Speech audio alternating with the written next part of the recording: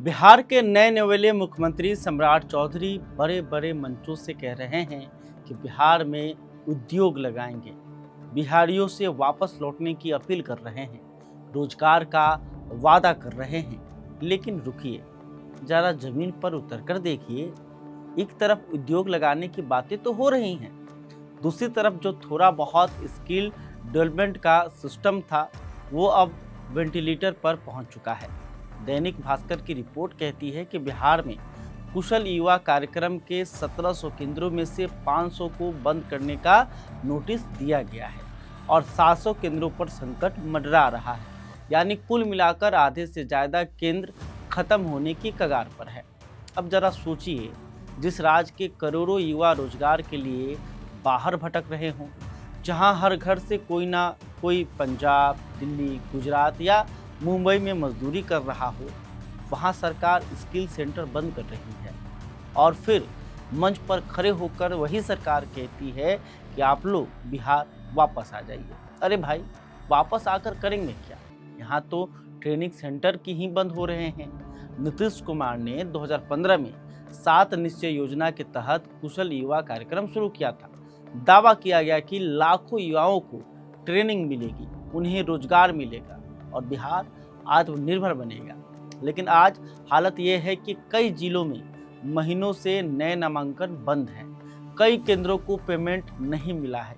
कई संचालक अपना खर्चा उठाते उठाते टूट चुके हैं। यानी मॉडल का पोस्टर अभी भी चमक रहा है, लेकिन अंदर से सिस्टम खोखला हो चुका है। और यही हाल बिहार स्टूडेंट क्रेडिट कार्ड योजना का भी है। यह भी 7 निश्चय योजना था। जब यह योजना लॉन्च हुई थी तब इसे बिहार के युवाओं के लिए क्रांति बताया गया।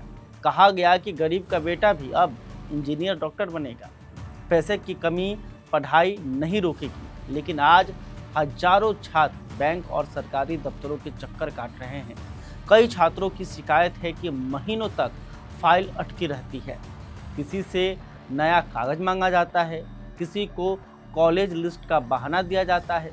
कई छात्रों को समय पर पैसा नहीं मिलता, जिससे एडमिशन तक खतरे में पड़ जाता है। माने कि बिहार सरकार रोजगार भी नहीं दे पा रही और पढ़ाई के लिए जो लोन दे रही है उसमें भी सिस्टम ऐसा बना दिया गया है कि छात्र पढ़ाई से ज़्यादा कागज ढूंढने से परेशान हो जाए। कई छात्रों ने यह भी आरोप लगाया कि DRCC ऑफिस में महीनों दौड़ाने के बाद भी काम नहीं होता। कहीं सर्वर डाउन, कहीं अधिकारी गायब, कहीं वेरिफिकेशन लंबी। यानी युवा नौकरी के लिए परेशान, स्किल सीखने के लिए परेशान, पढ़ाई के लिए परेशान।